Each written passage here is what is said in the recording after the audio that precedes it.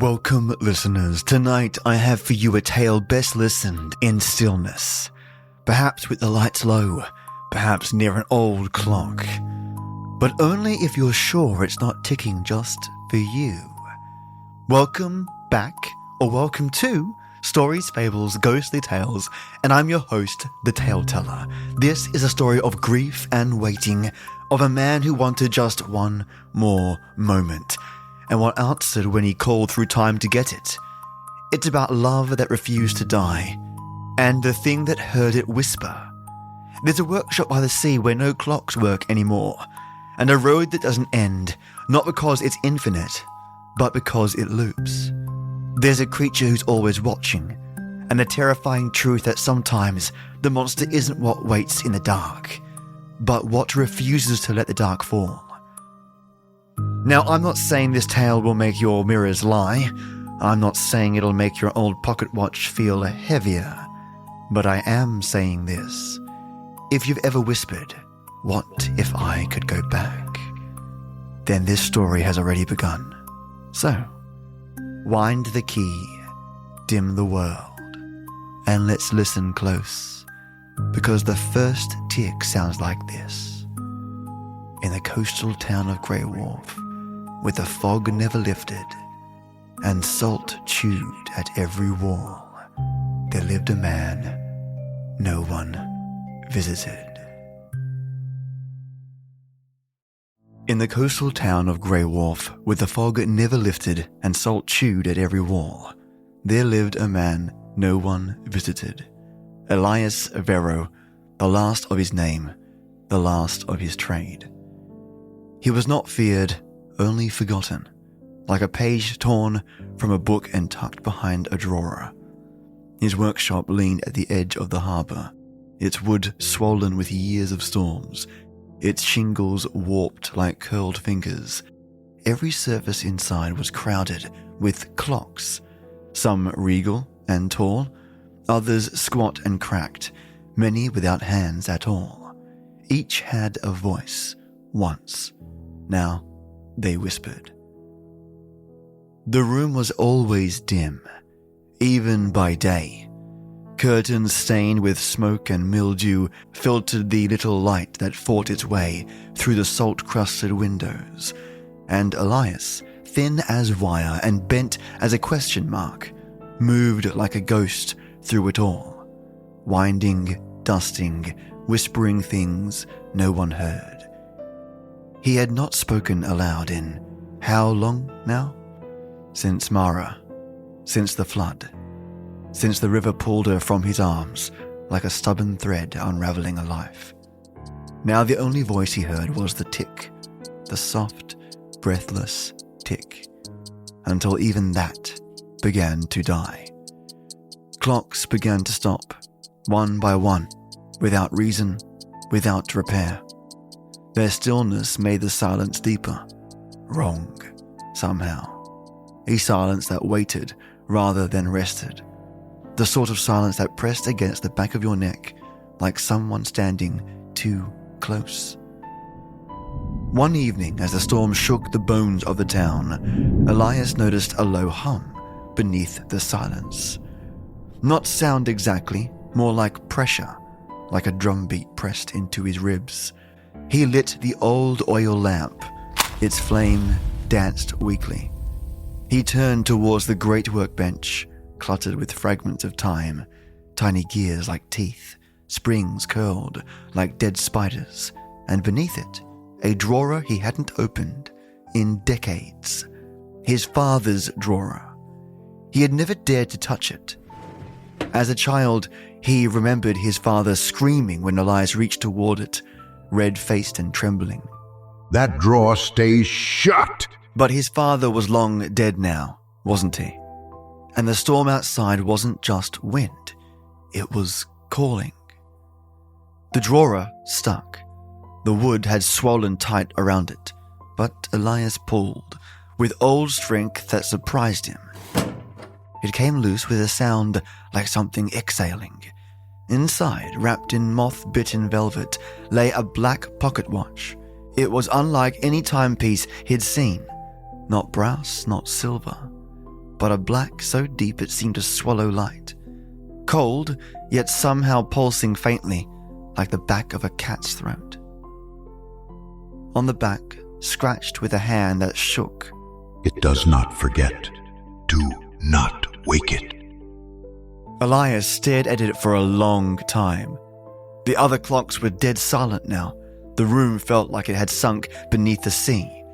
He reached for it. The moment his skin touched the casing, every single clock stopped. The oil lamp went out, and from the farthest shadow of the workshop, behind the wall, behind the weight of years, came a sound like a pendulum swinging. One enormous pendulum, swinging once, and then nothing. Only the black watch ticking now, slowly. Not forward, not backward, just in place. Elias would not sleep again. Not tonight. Not for many nights. Time had remembered him, and it had questions. The watch did not tick with sound. It ticked with presence. Elias placed it on the bench and stepped back, heart climbing like a spider through his throat. Outside, the storm screamed against the panes. Rain clawed the windows like desperate fingernails, but the workshop was silent as the grave. For hours, or perhaps minutes, time had grown dishonest. He simply watched it, the black watch, small, heavy, breathing. He did not sleep. When he finally staggered into his cot in the corner, he found the sheets were damp, not with rain, with sweat, with cold, with memory. In his dreams, she came, not as a woman she'd been, not vibrant, warm Mara, but as the moment he had tried and failed to forget. She stood in the flood, eyes wide, hair soaked, her lips moved, but the water stole the sound. He reached for her, screamed for her. Mara! And then he woke, choking on her name, knotted in the sheets like a man tangled in vines. The room was dim with early morning rot, and the watch sat in his hand. He didn't remember picking it up. Worse, it was open, its face ticking, winding itself. From that day on, time grew uncertain, not in ways most would notice. The clocks on the wall still ticked in unison, but Elias would set a tool down, blink and find it moved, sometimes repaired, sometimes missing altogether. He would pass a mirror and not recognize his own eyes. He would rise from breakfast and realize it was dusk. Once he passed a window and saw snow. A moment later, rain again. Reality frayed, not like rope, but like old cloth left too long in the wind. And always the watch, on the table, in his pocket, on the windowsill. He stopped remembering putting it there, but it was always near. The first time he heard Mara's voice again, he was hunched beneath the workbench, retrieving a fallen coil. The storm had come again, not a real one, not outside. A storm in the clocks. They shuddered and groaned and spat dust from their mouths, and from somewhere behind him, soft, ruined, she said, "Allies." He froze, turned. No one. Only the scent of her perfume, faint, wilted, lavender and rainwater. He wept then, not loudly, not from fear, from the kind of grief that had grown teeth. That night the dream changed. He wasn't at the flood. He was back in the room, their bedroom, before the river took her, and she was there, pale, sleeping still. He sat at her side, took her hand. She was cold, but she was there. He leaned close to her ear and whispered, "I miss you." And for the first time since death had stolen her breath, she opened her eyes, and she looked afraid. Not of him, but of something behind him. He turned and woke up screaming. The mirror by the hearth was shattered, but his reflection had not moved. When he turned to the workbench that morning, the watch was open again. Only this time he saw something in the glass face. Not a reflection, a scene. It showed the bedroom, the one from the dream, and Mara sitting up in bed, pale and alive, and turning slowly toward the mirror, toward him. Elias reached toward it, and the watch snapped shut. The clocks in the room stopped again, but one began ticking in its place from inside the wall, and Elias, breathing hard, whispered his first words in weeks. Mara. The name didn't sound like his anymore. The hands of the watch twitched, and somewhere deep in the darkness behind time, something answered. The next morning, Elias woke with the watch clutched to his chest. He hadn't placed it there. His fingers were bruised, black grease beneath the nails, the scent of iron lingering on his palms. He checked the workshop floor. He had been working in the night. There were new gear arrangements, twisted escapements, clocks half dismantled and reassembled in impossible ways. None of them would tick. He reached for the pocket watch and found it had no dial anymore. Instead, inside the open face, there was a moving image, dim and colorless, as if lit by moonlight underwater.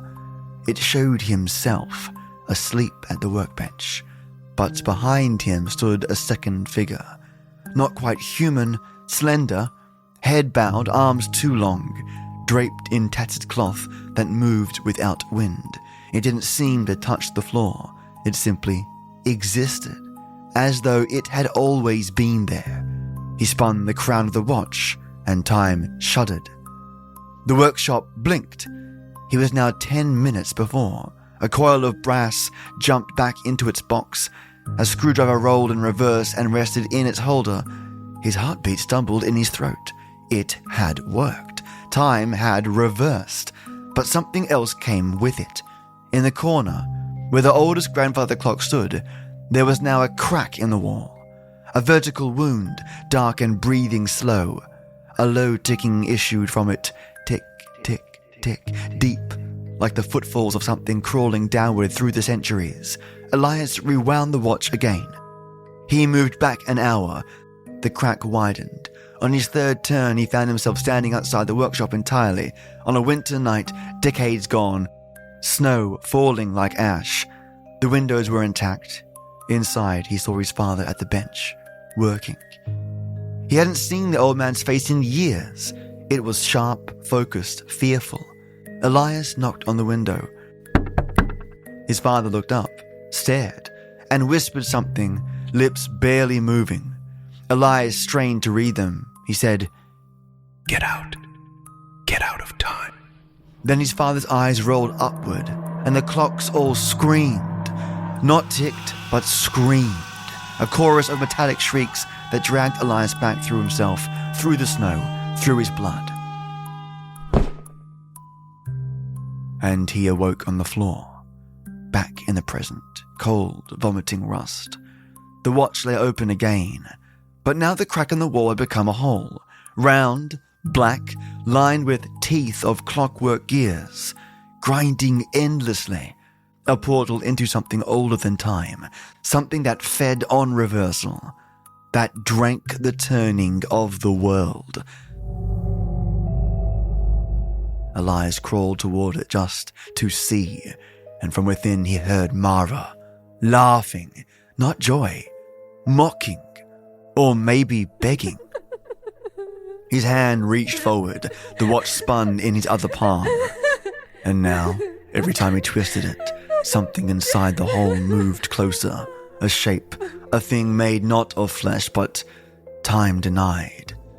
He began to see in its reflection, in shadows, once, in the face of a clock, its hands twisted to form an eye blinking. Elias knew now.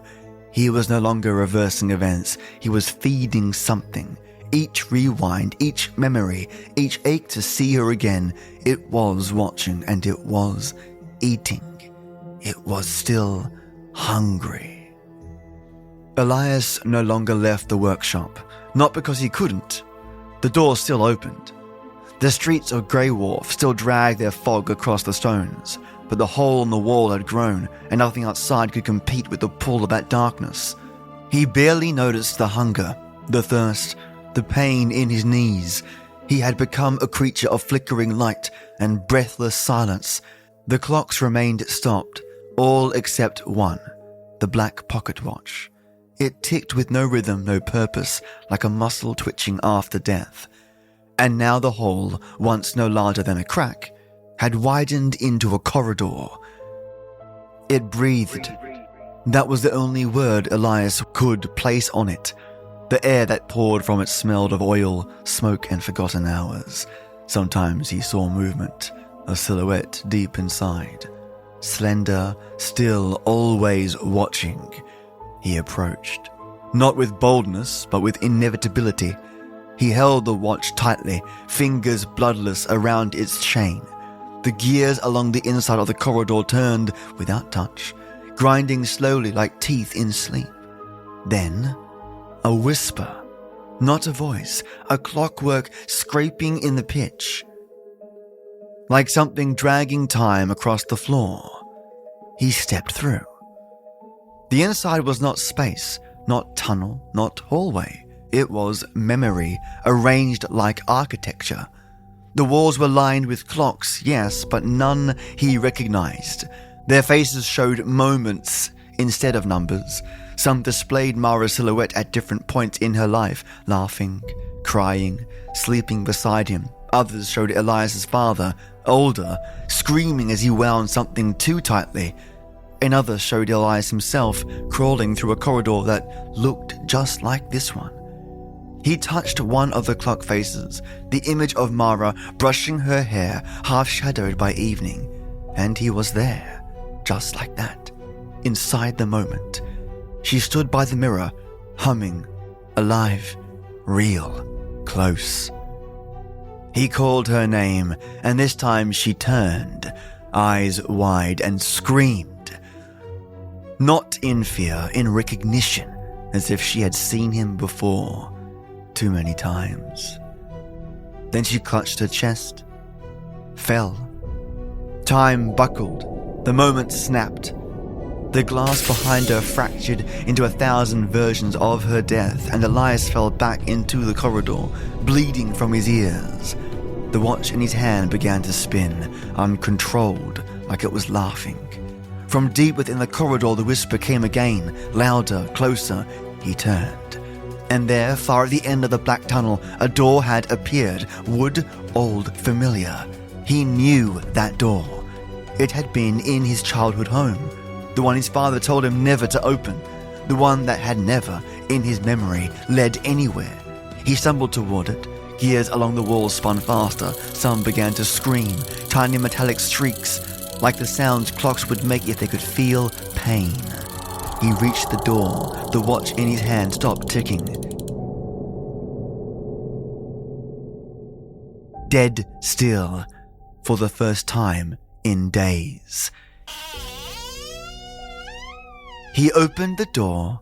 Inside, a room. Simple, lit by a single lamp. A child's bedroom. A cot, a mirror, and a boy sitting on the edge of the bed crying. The boy looked up, saw Elias, and Elias saw himself. Not as he remembered, but exact. A mirror in flesh. The boy whispered, "Don't wing it," then vanished. The room bent, the walls peeled like fruit. The clocks began spinning in reverse, pulling the air out of his lungs, and from the mirror, a long, white hand reached out. Elias screamed. Darkness. Only the ticking remained, but now it was no longer his watch that ticked. It was the corridor itself. The mirror shattered, not with a sound, but with breath. striking his shoulder on the corner of the workbench. The pain dulled, distant, as if happening to someone else. His eyes remained locked on the ornate mirror's cracked surface, now no longer reflecting but revealing a depth, a hallway behind glass, and from that dark hallway came the figure. It stepped through, not breaking the mirror but emerging like a hand slipping from a glove, and it did not walk. It simply became. Tall, wrapped in dark cloth that moved like smoke. No face, just a skull slick with shadow. Mouth gaping wide as if screaming forever. And from that gaping maw came the echo of thousands of ticking clocks, all off beat. Chaos. Elias tried to back away, but his legs refused. He raised the watch as if it might shield him, as if the thing might remember the shape of its own master. But it didn't recoil. It smiled, or gave the impression of smiling, and reached one skeletal hand toward the timepiece. Its fingers clicked as they moved, each joint like a second snapping into place, and Elias saw what lay behind the hollow socket of its eyes: himself. Thousands of him, each version different, aged, mad, young, dead, each winding the watch again and again and again, and something else too. Mara, not alive, not quite. But echoing through each of those versions, sometimes weeping, sometimes burning, sometimes whispering. Please, stop. He screamed, not out of fear, not anymore, but out of realization. He had never been trying to save her. He had been feeding the machine. The memory, the corridor, the watch. Every attempt, every rewind, every breath spent clawing at the past, they were the fuel this thing fed on. And he'd given it decades. The figure stepped closer and the workshop shifted. The walls bent outward like lungs filling. The clocks began reversing all at once, hands spinning wildly, glass cracking, springs bursting. Elias collapsed to the floor, watch still clutched to his chest, blood seeping from his ears. Then, stillness. The figure was gone, and in its place, Mara, whole, smiling, sitting on the edge of the bed where she had died. She opened her arms. Come. She whispered. Her voice was wrong, but so achingly close. You can rest now. I forgive you. He wanted to believe it. He almost stepped forward, but the watch in his hand twitched.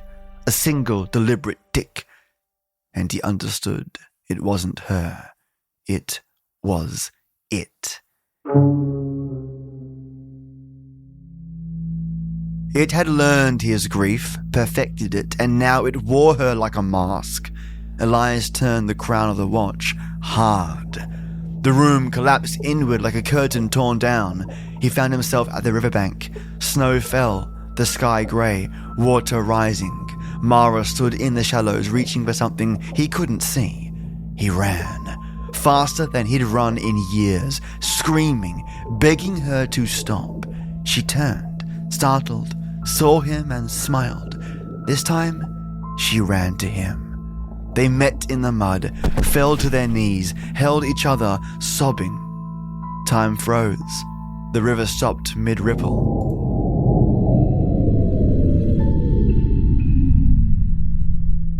The snow hung motionless in the air, and from the tree line, dozens of figures stepped into view. All Elias. Each one holding a black watch, each one weeping, each one repeating the moment over and over and over. They collapsed into each other. Time fractured. The sky bled gears. The snow turned to shards of glass. The river began flowing upward, and Mara split into 3, 4, 100 faces, all frozen in the same smile. He had saved her so many times, and never once had she stayed. Elias screamed and threw the watch into the sky, but it hung there spinning, waiting. And then it descended again, slow, inevitable, into his palm, back, because it had always been his, and he had always belonged to it. He awoke in the workshop, alone. The mirror cracked, the clocks silent, and in his hand the black watch, warm, breathing. It ticked once, and all the clocks ticked with it, not in harmony, but in obedience. The workshop was no longer a place. It had become a clock in itself, a living, breathing engine of time's grief. Every wall throbbed faintly with pulses like ticks. Every mirror had cracked in patterns resembling faces, and the air was thick with dust that whispered as it moved. Elias stood beneath the chandelier of rusted pendulums, holding the black watch in both hands. Its surface was hot now, burning, but he didn't dare let it go. For days or maybe minutes, he'd been trapped in here, circling the same sequence of hours. Each time he thought he'd broken free, something shifted, or began shifting. A book out of place, a memory he hadn't made, blood on his sleeve from a wound he hadn't earned yet. And always the thing in the mirror watched. It mimicked Mara sometimes. Other times it took the form of his father, muttering with clenched teeth, winding the watch with trembling fingers that bled. But today it wore his own face. Not as he was now, but younger, stronger, smiling, and that was the most terrifying thing of all. Elias backed away from the mirror. It mirrored nothing now. No reflection, just an open eye, wide and wet and ancient, watching him through time. He screamed, not in madness, but in final defiance. What do you want? The mirror did not answer, but the watch did. It clicked once, and in that click, the clocks on the walls began ticking backward rapidly. The workshop blurred, the floor bent inward like a whirlpool. He clutched the watch tighter, his knuckles cracked open, bone visible beneath pale skin, and then stillness again. He was in the past, but this time he wasn't alone.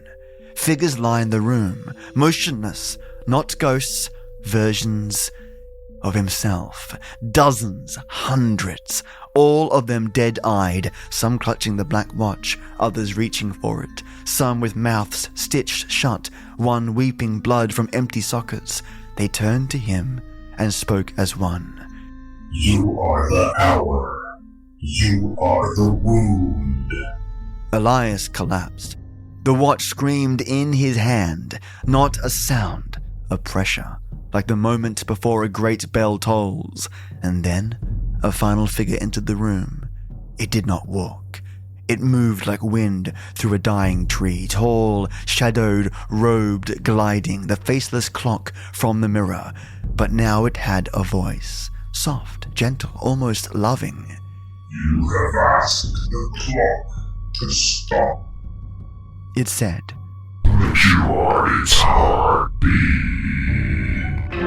It reached for him. He tried to flee, but time refused to move. He was rooted in memory. The watch peeled open like a flower, revealing not gears but images. Mara's last breath, his father's last sigh, 100 versions of his own death once more, and beneath them all, the blank space where the next moment should go. The thing extended a bony finger and wrote something in it. Elias read it and wept. The mirror shattered inward. The clocks all stopped, and the workshop fell into silence. But deep beneath the floorboards, a new ticking began. Outside Grey Wharf is quiet. The old shop is boarded shut. They say no one's lived there in years, but children sometimes say they hear ticking behind the wood. And once a constable swore he saw a flickering lantern inside, and an old man standing motionless, staring at a wall of clocks that all pointed to the same impossible hour, 13. And the black watch, still waiting, still warm, still breathing, still listening for someone to ask, Can I go back? The hour had passed.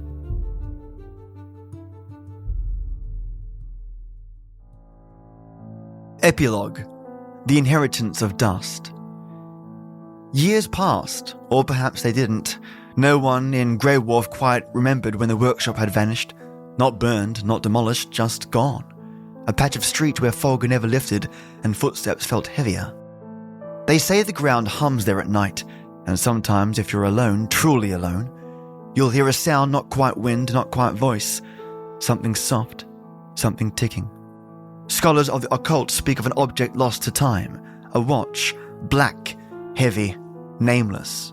No hands, no key, only a crown that turned on its own. They call it Barrow's wound, a machine of grief, a device built from sorrow and repetition. And they say it finds the lonely, those who whisper to the dark, "I would do anything to have them back." One man in a town far north claimed it appeared on his pillow after his son died. Another swore it showed up in his coat pocket after burying his wife. None of them could remember when they first turned it, only that once they had, they were never themselves again. In hidden texts and cursed volumes, there are diagrams of a clock that doesn't measure time. It feeds on it. Time gone, time past, time lived, memories of events that could have happened. That opens doors not to the past, but to echoes, to copies, to loops that tighten like nooses. And at the center of the mechanism, always, a man named Elias. Winding, watching, weeping. The watchmaker who wouldn't let go. If you find it, and one day you might, you'll know it by its warmth. It will feel like it remembers you. And when you open it, it won't tick. Not until you whisper their name. And then, only then, will the clock begin again. Tick, tick, tick. The tale is told. The mechanism reset. Well, I hope you enjoyed today's tale. Grief is a ghost we carry in our chest. It doesn't scream, it doesn't wail, it just waits, ticking softly behind the ribs, until one day we try to answer it. Elias Verro tried, and he paid. Because some doors are meant to stay closed, some clocks are never meant to be wound, and some love is a kind of haunting. If you felt this story settle somewhere deep, if the air felt a little heavier when it ended, then consider leaving a review on iTunes. It helps the show more than you know, and lets the algorithm's spirits know you're out there, listening in the dark. And if you'd like to help me keep the oil lamps lit and the clocks from winding themselves, head on over to my Patreon and join our little coven of faithful listeners. You'll get early access, options to vote on your next story, extremely high quality bitrate so you can hear my voice at 320 kilobits per second, and possibly even cursed objects in the mail. That last part may or may not be legally binding. Now, let me take a moment to thank this episode's most loyal patrons. Those who keep the wheels turning, the echoes echoing, and the time loop ever hungry. First up, I want to thank my Ode Night Tea Titan, Matto Star, a super legend, a literal deity unto himself. Matto is the beloved stillness in a storm. In a world where time turned cruel and memory becomes a labyrinth of grief, you were the one waiting at the edge, not with the answers, not with an escape, but with tea, with warmth, with that quiet, steady light that tells the lost they are seen. While Elias slipped through shadows and reflections cracked with sorrow, you were the anchor just outside the frame, the hand that steadied the cup, even as the hours unspooled. You are the breath between sobs, the silence that comforts, not consumes. The reason someone like Elias might, for a moment, believe there is still a way home. Thank you, Matto, for being the lantern that never judges where you've been, only lights the path where you might still go. Matto, have an amazing, brilliant, jaw-dropping week. The kind of jaw-dropping experience that you bring to me every month with your support and your kindness. It is always wonderful to chat to you, and expect some comms from me this week coming, you absolute legend. Thank you immensely for your support. You are a great friend. Now to my White Tea Warlords. First up, Lesosaurus Rex. While Elias wept over clocks and ghosts, Lesosaurus Rex had already challenged the skeletal time entity to a deadlift showdown beneath the broken mirror. Guess who PR'd at 315 and made the Banshee cry in reverse? Yes. Leza did not fear the corridor of time. Leza power cleaned it. Told the cursed pocket watch to stop being such a dramatic antique and used it as a paperweight for their protein log. Thank you, Lesosaurus Rex. You didn't just survive the curse, you made it sweat. Have a kick-ass gym session, legend, and thank you for your amazing support. Enjoy a wonderful week ahead of yourself, my friend. And Maya, my next White Tea Warlord. Well, Maya didn't flinch when the mirror cracked or when Mara's time-warping echo tried to scream. She just raised an eyebrow, muttered, "You're adorable when you're cursed," and coaxed the thing into a nap. Now the ancient reality-fracturing time creature curls up on her keyboard at 3 a.m, purring like a haunted radiator. She calls it Tickles. Thank you, Maya. Your spectral sass tames the unnameable. And your cats, well, they run this timeline now. Maya, thank you so much for your support. Have an absolutely, positively perfect week ahead. And thanks for being my pal. And my next White Tea Warlord, Sangeetha Cigar. Sangeetha was already sipping tea in the corridor before the story started, writing the ending in chalk on the walls of time while the clocks looked on in quiet dread. She whispered the twist to the moon. She left Death a note saying, "Try again next week, I'm busy unraveling patterns in the dust." Even the cursed watch turns itself around in her presence, asking shyly, "Do you already know me?" Thank you, Sangeetha, for seeing the wheel turn before it turns, for naming the ghost before it knows it's dead. Thank you so much for your support, for being my pal, and I hope you have a positively brilliant week ahead. But I guess you probably know that.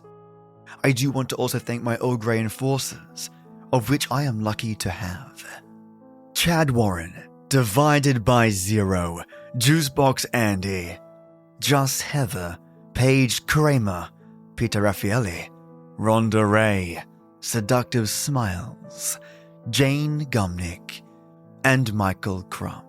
Thank you, my Earl Grey enforcers and chamomile supporters, for your amazing kindness and keeping the lights on and pumping. Now, my amazing listeners, sleep lightly. The hours are not as still as they seem. Wind nothing you do not understand. And if the ticking ever starts where there should be silence, do not follow it. The clock remembers.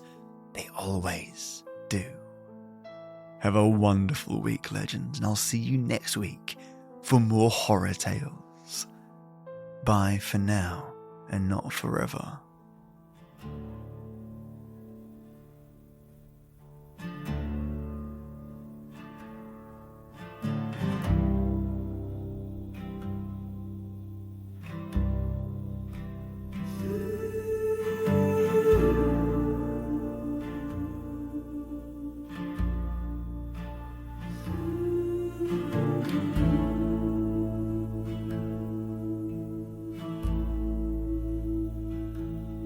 In a town that time forgot, where the sea never sleeps, lived a man with a watch and a wound that runs deep. He spoke to the silence with grease on his hands, tried to rewind what the river planned. Every gear turned by grief, every tick a belief that the past could be held. that the dead never leave, but the clocks they remember what you ask them to hide. And each turn of the crown is a sliver of time.